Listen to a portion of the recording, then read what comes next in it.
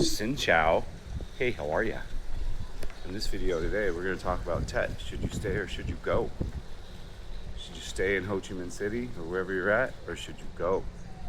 Or should you even come here during Tet? We've got two co-stars today, Motoko and Kiyomi, my two little girls. So first things first, we're going to continue on with Tet stuff. We're going to be into the city filming Tet. But this video is Tet, should you stay or should you go? This depends on one critical thing. Are you dating a Vietnamese woman that has a family in the city? Literally. If so, you're good to go. Stay here on Tet. If not, oof. I would highly debate not being here during Tet. You know, it's going to start in about 5 days now. And once that sucker starts this first weekend coming up into the weekday, so like the Friday going into Monday, Tuesday, everything's going to be closed. Everything. They shut down pretty much everything. So it will be a shock, a shell shocker if you're on vacation here. You know, of course, there's going to be tourist industry stuff and service industry things still open. But for sure, there's going to be a huge, slight shutdown. If you're in some kind of tourist city like Phu Quoc or Da Nang or Nha Trang, I imagine it's going to be pretty lively and lit because you have a lot of families traveling. It's also a big travel holiday. You know, traditionally, most people go home for Tet. And as I said in the previous video, a lot of people are just simply not from Saigon, so you'll see a huge return to people just going home over the next few days. It's going to start pretty soon, pretty quick here. We're going to be doing extensive footage of the Tet Festival in downtown Saigon. We'll be going in a bunch. I finally got my wire transfer. Boy, they really waited till... Again, everything just moves slower during Tet, even before Tet. Like my bank transfer I did on Thursday last week. It should have came on Friday, and they delayed it because of Tet. Like, so someone has to approve it. I know that they manually approve all the stuff now. So someone had to manually approve it, and they just didn't feel like doing it, or they just weren't even at work. You know, these are the things that happen during Tet. Things get slower, things get sold out, you know. People prepare a week ahead of time. I swear my ex-wife would act like we needed to stock up like we were about to be in a fucking 1 month offline thing. When in reality, it's only 4 or 5 days. You know, the Tet season runs for, I think the official timeline's 11 days. But in reality, it's the first 4 to 5 days that are really aggressive. And mainly just the first weekend going into the first couple weekdays. Then it starts to balance out pretty quick. Oh, I can't wait to move out of this area. I still am intently happy with moving out of here. This place is good. It's just so far from everything. It's just such an inconvenience to go anywhere. Which is okay. We're going to get the day started early today. It's about 8 a.m. right now. We're going to get ripping pretty quick today. We should be streaming all day by 10 a.m. on kick.com. So we're going to stream the entire day on kick.com. Big shout out to our MVP yesterday, Bill. Shout out, homie. You're a legend, mate. Always are, always going to be.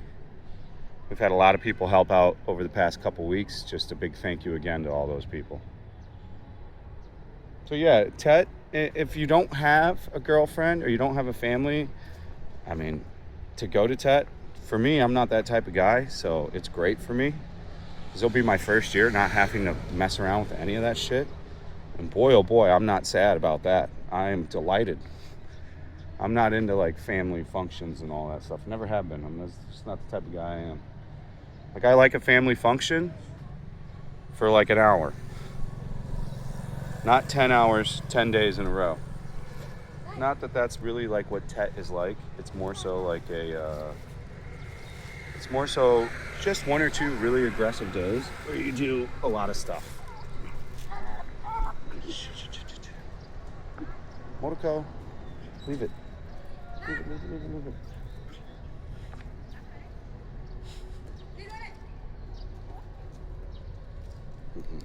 Off-leash dog.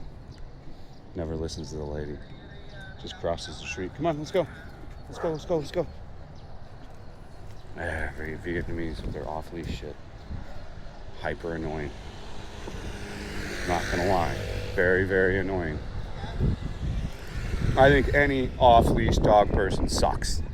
It's one of my biggest pet peeves in life. You could be the hottest chick in the world, romp up to me with an off-leash dog. You might as well have a fucking piece of shit hanging off your face.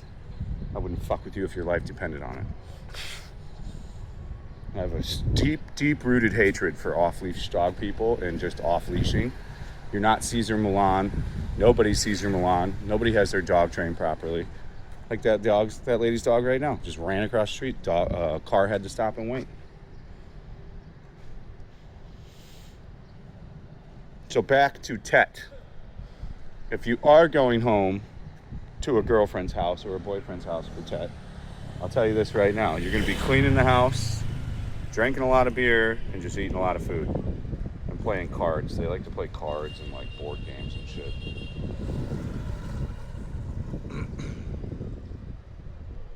Hold on.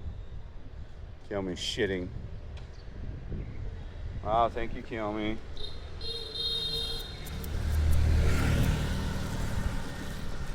Good job, girls. Can't use the garbage can because there's 900 off-leash people over there. So if you do go home and you're gonna hang out with your Vietnamese girlfriend's family, be prepared to clean the house, drink a lot of beers, and eat a bunch of food. It's nothing way too more complicated than that, you know. For me though, I never gave a flying fuck about any of that shit. I'm not a family dude. I'm very much a lone wolf. I like hanging out by myself. So for me, the integration of the family stuff is just not a needed thing. Can we go? Let's go. There's no trash cans over here. Why they gotta move the trash cans? I hate when they do this shit. Just leave the fucking trash cans where they're at. Why we gotta move them? Why you gotta move it at all? Now I'm carrying around shit because some fucktard decided to fucking move the trash can, bro.